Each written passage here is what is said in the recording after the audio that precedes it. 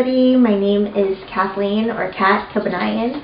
I am the owner and curator of Ka Wellness, or Ka Herbal Wellness. You can go ahead and find me on Etsy. I am also on Instagram. I will definitely lead you to those links and handles later on at the end of the video. I am going to be demonstrating for you all a couple of infusions, lunar infusions and solar infusions, using some herbs that are very meaningful to me as a Filipina woman, and also herbs that I have created a relationship with and forged a real friendship and kinship with, especially through my culture and through my various studies. A little bit about me before I get started. I am an acupuncture student, so I am in my third year, I think, I don't know at this point, of acupuncture school, where I attend the Acupuncture and Integrative Medicine College of Berkeley. And so I am deeply enmeshed in traditional Chinese medicine, and really the reason for me to step into that profession and to step into that world was so that I could have an umbrella licensure to be able to practice my cultural healing practices. So the thing is, with countries like the Philippines that were heavily colonized in terms of, well, for my country, for the Philippines, it was like 440 some odd years of colonization, not just from one imperialist country, but from several. That means that we, as a people in general, maybe have lost or have kind of fractured our relationship with our traditional healing practices. And so for me to be able to create this relationship with plants and this relationship with herbs and herbalism and traditional healing methods of the Philippines, this is truly my decolonization work. This is my way of reclaiming my relationship with my culture. And it's been quite an amazing journey so far. It has its ups and it has its downs, especially in acupuncture school. Acupuncture school is very much it's banking education. It's not so much how it might have been taught in the past. It's had to adapt itself to the societal and capitalistic pressures that we are currently living in. And so, that means that I don't have as much of a creative free reign when I'm at school, but when I am in my own home with my own cultural herbs and studying my own books and with my own teachers and finding other, trainings, that really helps to complement my studies at school. Not only that, but I also have another master's degree in public health with a specific concentration in health education, community health education. And so with that, my main goals are really bringing holistic health to the forefront. We live in times that are so hard. Depression, anxiety, and other diseases are skyrocketing, especially amongst young folks. And, being able to take care of ourselves and not just work ourselves into the ground is super important for us to be able to thrive, I think, as a society, right? And it's super important for us to be cognizant and to uplift our cultural practices in doing that, so that those practices don't get forgotten. And those practices are what is going to keep, so much of our individual cultures alive and they are imperative for our own wellness and our own mental health, right? We are not a homogeneous culture. We are a culture of different cultures, and so, you know, it's important to keep that diversity alive. I'm sorry, y'all. I'm so nervous. Okay, first of all, it's not like I'm a YouTube star or anything. Like, I've got 2 ring lights on me. It took me like 2 hours to like set all of this up, so I'm super nervous. But I'm excited to be sharing all of this with you all. I'm gonna start y'all on a solar infusion. Now, I'm actually gonna lie to you. It's not gonna be a solar infusion. I am not going to put this infusion in the sun, and there's a reason for that. So it is gonna be a skin food oil. So what I have here is a jojoba oil, and I wanted to make a skin serum and put it on my product line for next month. I typically do drops every month, right? And one of the recipes that I was looking at called for argan oil and camellia oil and rose hip oil and moringa oil and jojoba oil. Now, I don't have half of those oils. So what I'm going to do is I'm going to improvise with the one oil that I do have. I have jojoba oil. And I do have the dried herbs of malunggay, which is moringa, and rose hips here. I'm also going to be using bayabas or guava leaves, and the reason why I'm not going to put this in the sun directly is because rose hips and rose hip oil, it's not very shelf stable. So I'm going to make a very, very, very small batch. I'm going to use just this amount. And then I'm going to, once this is done steeping, which takes about 2 to 4 weeks or 2 to 6 weeks, depending, I am going to mix it with a bigger recipe and put some stabilizers in there, so vitamin E. Also, fun fact, malunggay has vitamin E in it, so it will help to stabilize this oil for me. And the reason why this is called a skin food oil is because the bayabas, which these are homegrown leaves from my house. I am originally from San Jose, and that is actually a huge part of my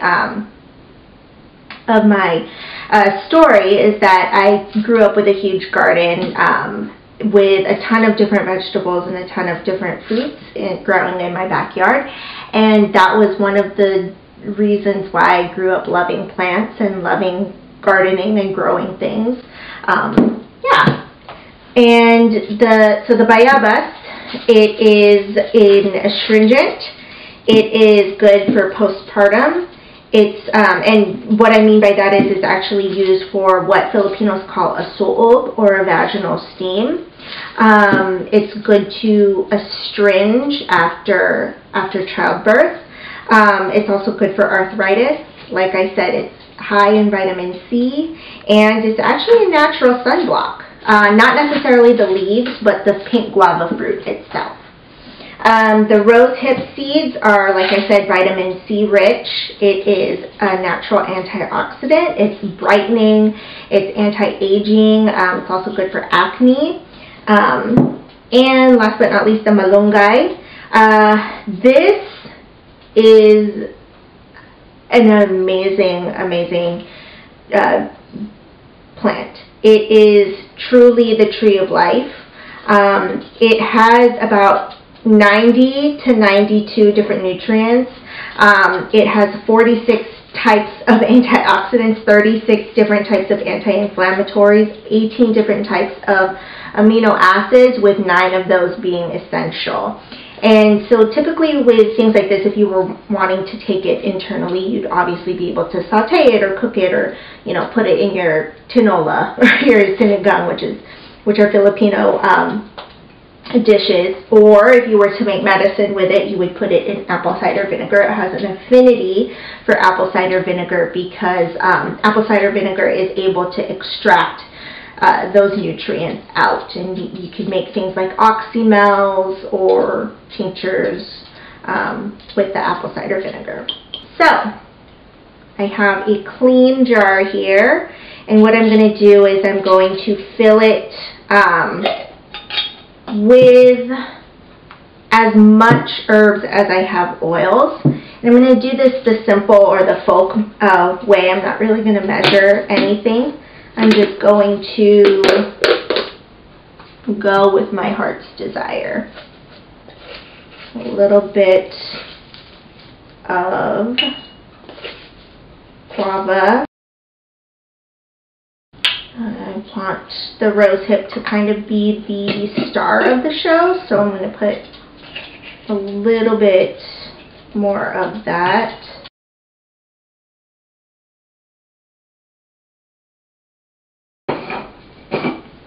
And last but not least, our malunggay or our moringa.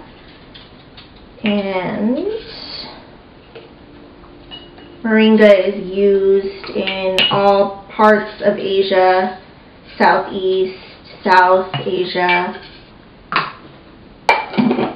Alright. So, as you can see, I have my jar about 2/3 full.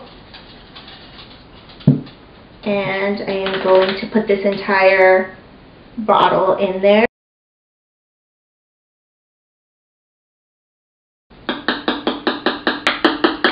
Kind of wish I had a smaller jar, to be honest with you, but I don't, so I'm just going to have to work with this.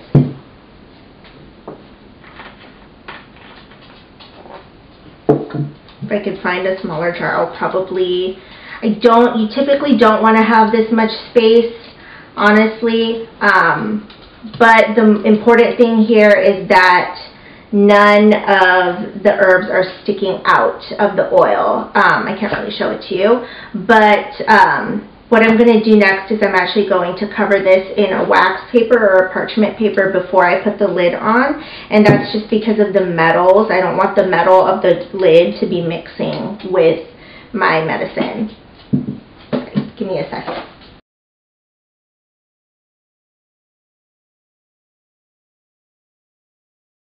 You don't really need that much, just enough to cover.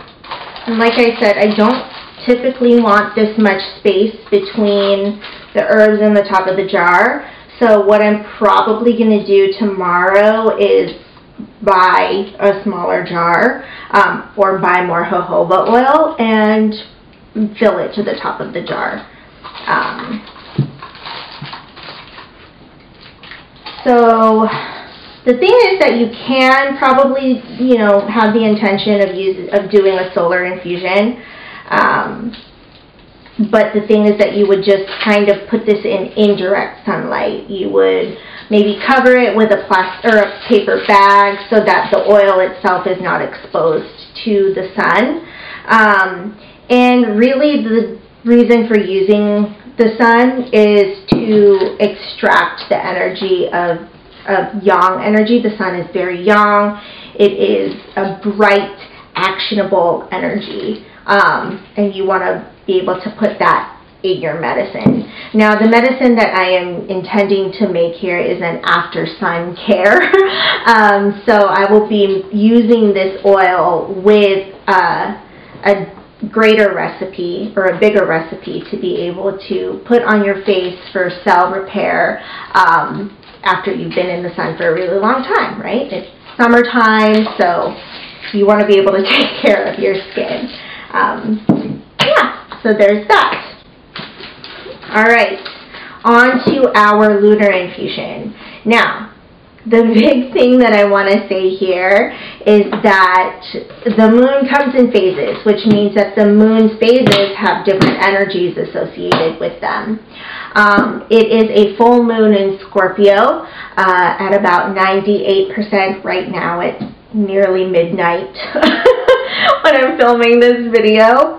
And full moons in general are about cleansing, they're about clearing, they're about reflection, they are about sedation. You do not want to be manifesting anything new during a full moon. It is about completion, right? It is about looking back at this past moon cycle and what you have done, what you can do better, you know, resting before you manifest something new, right? So that being said, I am wanting to create kind of a sedation tea. I am somebody who suffers from mental health issues. This has been a big struggle, and you know, something that I have been working on for the past, like quite a while, at least a little bit more than a decade. And you know, herbalism is one of those ways that I help to keep my system balanced and restored. And you know, yeah, okay. So this one is going to be a little bit more, there's going to be quite a few more herbs in this than in my oil infusion.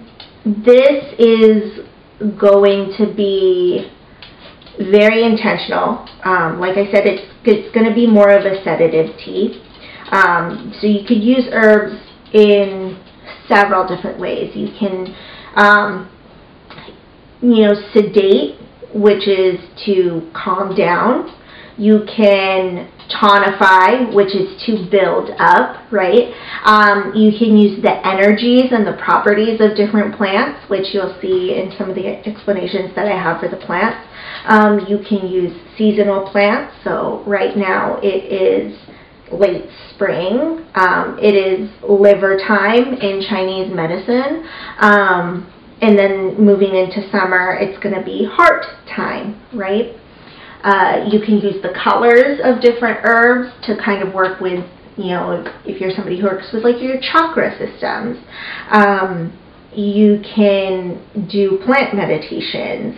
You can work with your senses when it comes to herbs. So yeah, without further ado, one more thing that I wanted to say is that some folks might call what I'm about to create an adaptogenic infusion.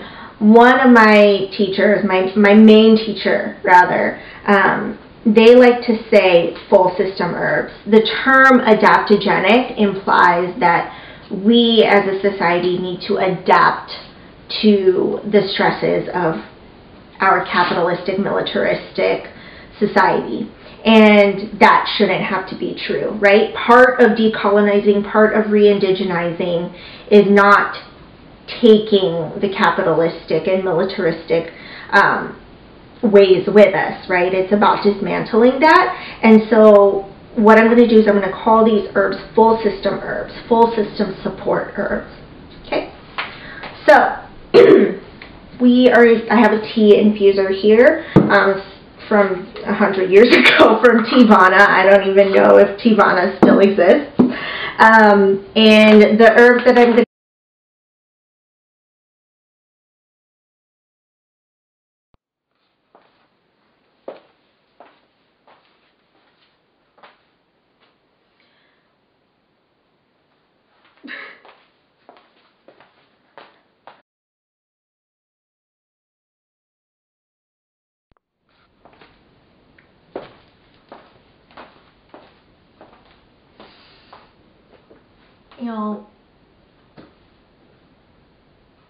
I like recorded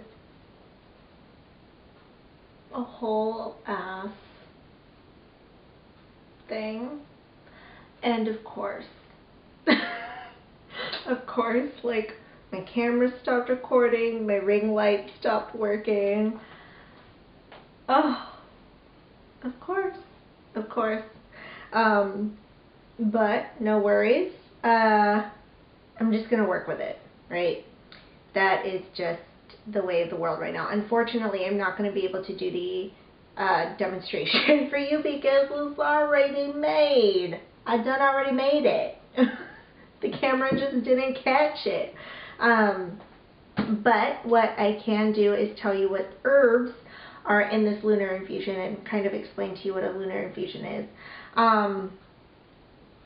So I think at the very tail end of the last video, I did explain that you don't want to be manifesting anything new during a full moon. It is full moon in Scorpio. Scorpio is a very intense sign, stereotypically, of course, but in general, it is a water sign, and so it is involved with a lot of emotions, more of the intense emotions, and so this tea that I've created is going to be more something that's going to be calming my emotions.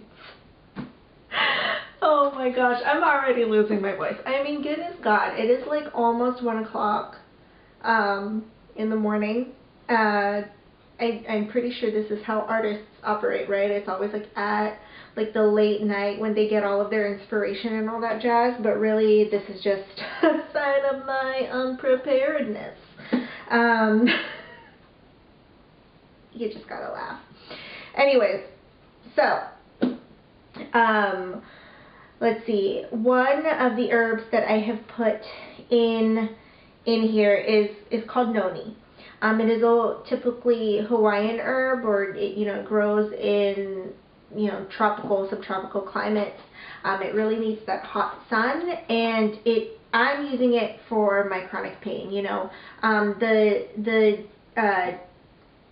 The tea that I am creating, like I said, is going to be more of a full system support tea. One of those, one of the things that a lot of people tend to have happen, or like one of the sequelae, I will say, public health term, is of mental health issues of depression and anxiety is chronic inflammation, chronic pain, and so you'll actually get a lot of folks who have fibromyalgia, or chronic pain or joint issues or something like that, following having some sort of like anxiety, depression, or major mental health disorder.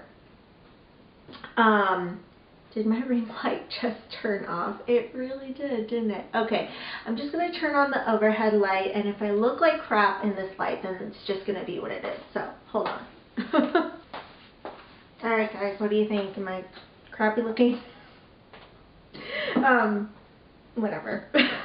So, the noni, it does have something called scopolamine, which regulates internal weather. And if you're somebody who follows Chinese medicine or traditional Chinese medicine, a lot of the patterns and a lot of the things that we track when we're trying to diagnose you it has to do a lot with too hot, too cold. Typically if somebody is like too cold, for instance, they might not be able to digest their food properly, and so they'll have something like diarrhea, or they will literally be cold. Or if somebody is too hot, they might have like diarrhea or really dry stools, or they will have anxiety or insomnia or dream disturbed sleep. And so the scopolamine in here regulates what we call internal weather, to be able to balance those things so that those organs and those meridians can work properly. It also helps with cell damage and immune support. Immunity is another one of those things that when somebody has too much anxiety, too much stress, too much imbalance, or emotional exhaustion or overwhelm or something like that, then they are you'll find that their immune system will be compromised as well, and then they'll be more susceptible to becoming sick. Luckily, this noni does have that ability to help the immune system to kind of build up. And so while this is a sedative tea, it has balancing properties. Like it will, in order for things to go down, you do have to build other stuff back up so that you can be able to fight those external pathogens, or fight colds and flus and things like COVID. Yeah. And so the next one we have here is going to be, and also, just FYI, noni does not smell or taste good. And so I only put a few. I actually put only one little wheel of the noni in here, and a few of the leaves. It's not that many herbs in here, like many types of herbs, but you know, because it's mixed, there's going to be quite a lot to kind of like infuse in this little thing and be able to give me at least 2 servings tomorrow. And yeah, noni, it smells like toes or like cheesy toes or something like that.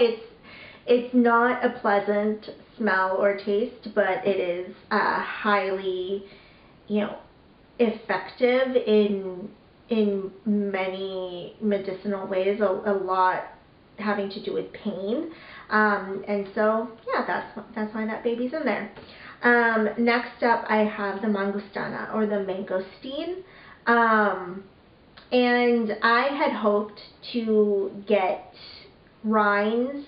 I had ordered them a couple of weeks ago, but unfortunately they were not able to arrive in time for this demonstration, which wouldn't have mattered anyway, because what I demonstrated didn't even get caught on camera.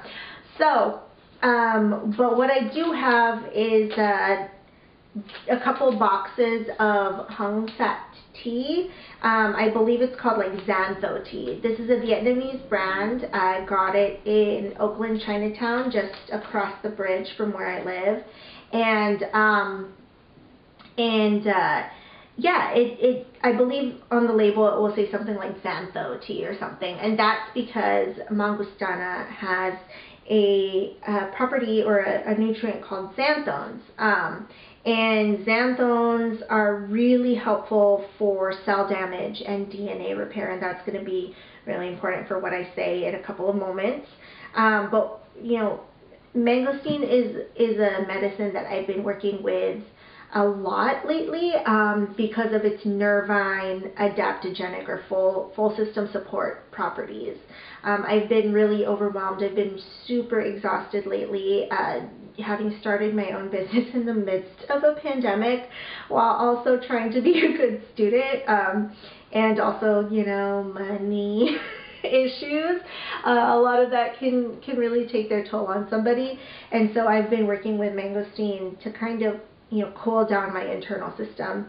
And this medicine is deeply ancient. It's super ancestral. It takes 14 years to bear one fruit on the tree. It's so rare that at the store, you rarely find it in a store, but if you do, it's going to be expensive. I believe here at Berkeley Bowl, it costs $17 and some change for one fruit.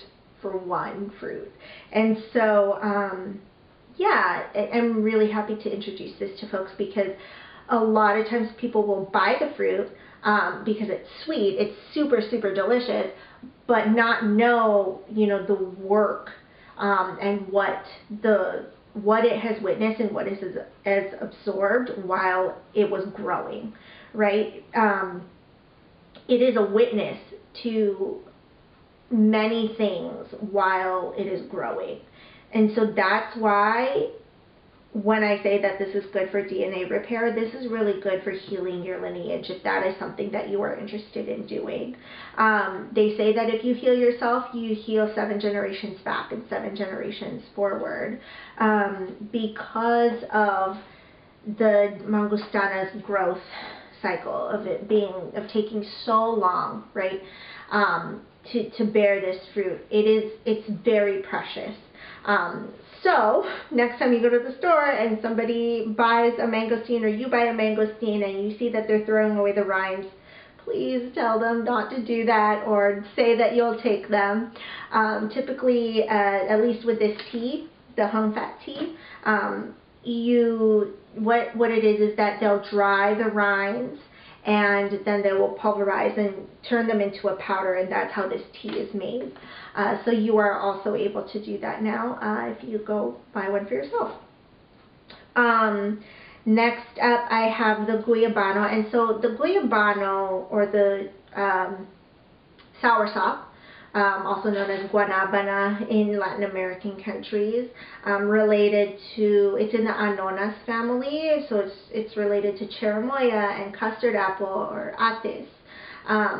And this is also a nervine. It's really good for heavy metal detox.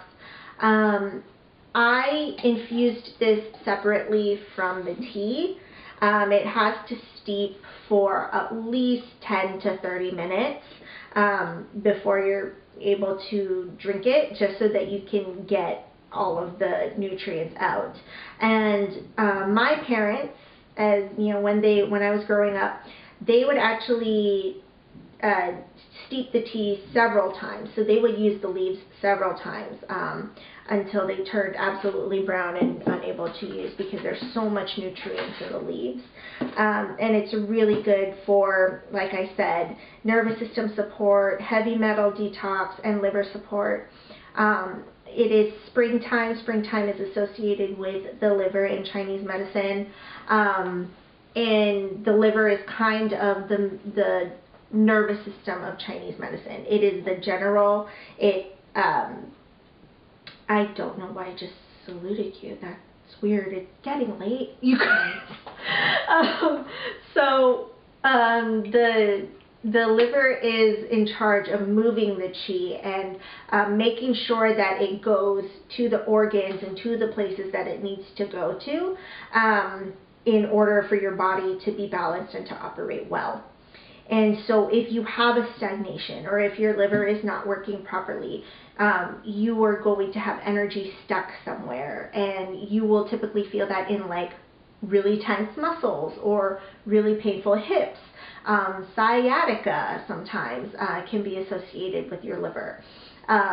You know, things like your digestive support. Sometimes you'll, if liver qi gets stuck, sometimes that creates too much heat, or it creates too much cold, and then you're not able to digest, or you're not able to eat, or something like that. So we want to make sure that your liver is working properly. And the thing is, in the American society, everybody has liver qi stag, because it is, you know, very much a go, go, go culture. It's very much a hustle culture. And, you know, in the past, they didn't really have that issue, because it was more of a priority to make sure that you don't get sick, as opposed to working until you get sick, right? Or worrying until you get sick. So that's in my tea. And what I did was like I said, I steeped this beforehand, and then I poured that tea over the rest of the herbs, and then filled the rest up with more water.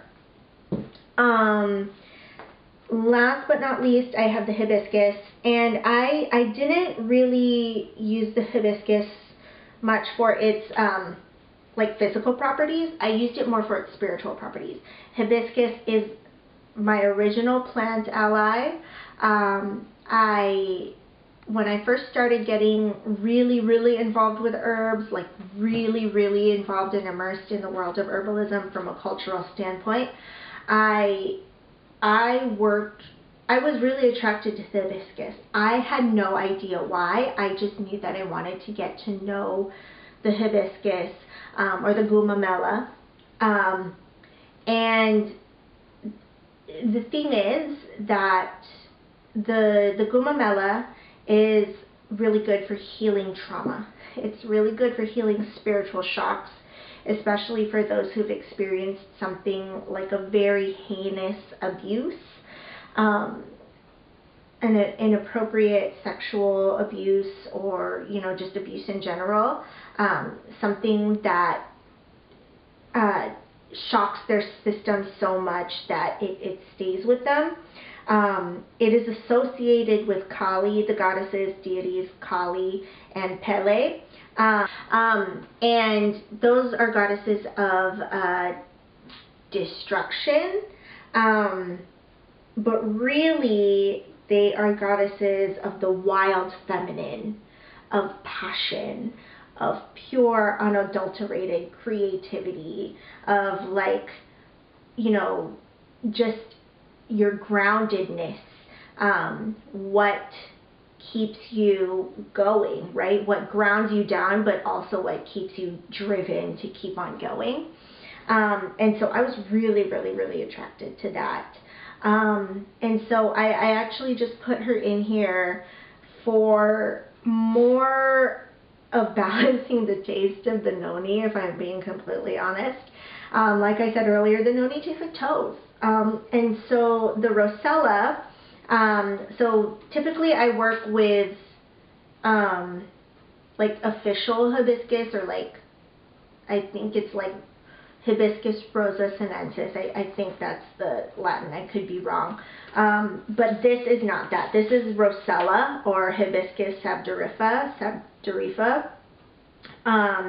And the thing is that I believe it is all Rosellas are hibiscus, but not all hibiscus are Rosella. And hibiscus is typically very zesty, very citrusy, very tangy, tart, and so that's what I am putting in my tea to kind of balance those flavors. And what I am going to do is I'm going to put this on my windowsill in the path of the moonlight, so that I can infuse and accept the energy of the moon, or yin energy, into my tea. I think I said this earlier with solar infusions, but Rosemary Gladstar, she is a very, very famous herbalist, and she says that we are all children of the sky and of the earth and of nature, and of course we would, you know, want to accept the energies of these great entities into our medicine and into our bodies. And as intense as this full moon is with the emotions in the sign of Scorpio, I, you know, I'm going to be fully accepting of that, and accept the reflective and the clearing and sedative energy of the moon into this medicine. So yeah. So before I sign off, I wanted to share with y'all a couple, actually 5 of the infusions that I have. I have some tinctures here. Like I said, it is liver time right now in Chinese medicine. We're moving into heart time. So I'm really working with a lot of mental health and nervous system herbal concoctions here. They are all tinctures. And if you are wanting to create tinctures of your own, like I said, I make things kind of like the folk or the simple way. I don't really measure, but what I will typically do with either fresh or dry herbs is I'll fill the jar with 1/2 to 2/3 plant material, and then fill to the top of the jar with my menstruum or the solvent in which my herbs will be steeped in. I typically use alcohol. You'll usually see things like vodka or grain alcohol because it's neutral. You want to use at least 40%, so definitely read the bottle labels. You can also use things like apple cider vinegar or vegetable glycerin. I personally have not used vegetable glycerin, and honestly, that's really because I'm not usually making my tinctures for children anyway, and that's really why you would use a vegetable glycerin, is if you are, you know, using it for kids, or, you know, even if you are also using it for somebody who is recovering from dependency to alcohol or something like that. But for that, I would typically use apple cider vinegar anyway. And the reason why I use the apple cider vinegar and the alcohol is because of botulism. You're technically canning your own stuff, and so you want to be able to protect from things like that. like I said, I put a wax paper or parchment paper to separate the herbs from the metals. I don't really want the metals to rust and then be in my medicine, and so that's why that's there. I have several tinctures here that will be available on May 22nd. I will be doing an in-person market in Santana Row, so yes, I will be in San Jose during that time, and premiering these 5 tinctures. I've got an overwhelm tincture to kind of cool down that internal system, very similar to the tea that I have going here. And I also have a Nourish. It has honey in it, so it is that sweetness will kind of help to support the spleen and the stomach. In Chinese medicine, sweetness is associated with the organs of spleen and stomach, which are associated with like if you're expending your energy too much and you worry too much. So this happens a lot with a lot of students or people who have very involved work, like, you know, people who have deadlines or a lot of paperwork or something to do like that, and so that sweetness, you'll often find yourself craving something sweet, and so the sweetness in this herbal tincture will kind of support that craving, but also tonify your internal systems to be able to support your nervous system. I also have a brain tonic, which is, it has ginkgo, it has gotu kola, which in Tagalog is takip kohol, and wood betony, as well as rose hips and peppermint and spearmint to kind of just wake you up and wake up your brain and your system. I also lastly have a heart balm. I had a tincture called Love Sweet Love in the fall, and that tincture had a lot of warming herbs in there. It had cardamom, it had a lot of licorice, cinnamon and cloves and things like that, things that you would typically associate with the fall and with winter. Because I am premiering this in the summer and the heart does not like heat, I took out the majority of the warming herbs, and so I have kind of like calming and descending herbs to kind of cool the heart down and sweeten up the system. There's a little bit of stevia in here, as well as rose, hibiscus, lemon balm. The orange zest, or Chen tea in Chinese medicine, is a descending herb. It's really good for if you have stagnation in this area, like if you feel like a fullness in your chest, or you feel a fullness in your esophagus or something like that, it will kind of help to push that down. Yeah.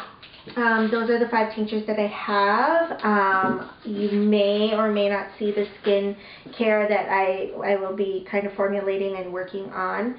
I also have many, many more things that will be available or are available on my website, on my Etsy site, Ka Herbal Wellness.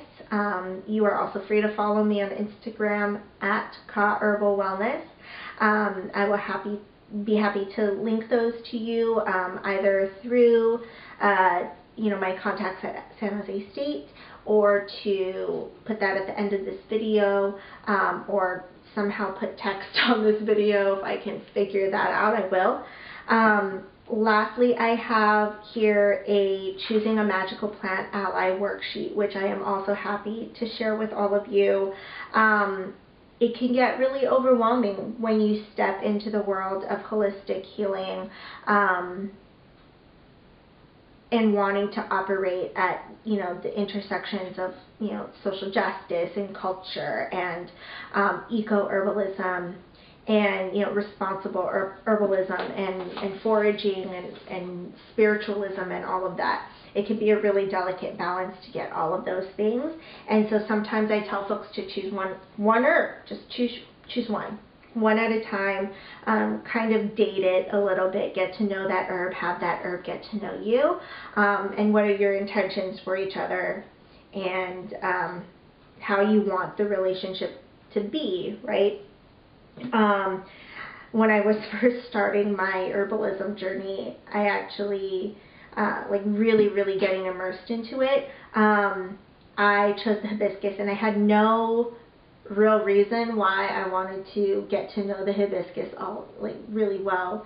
I wasn't much of a flower person, and you know, then I found out, you know, all of this stuff about like overcoming and spiritual shock, healing from spiritual shock, and also, you know, the deities that the hibiscus was associated with, and that really moved me, and it really like fired me up.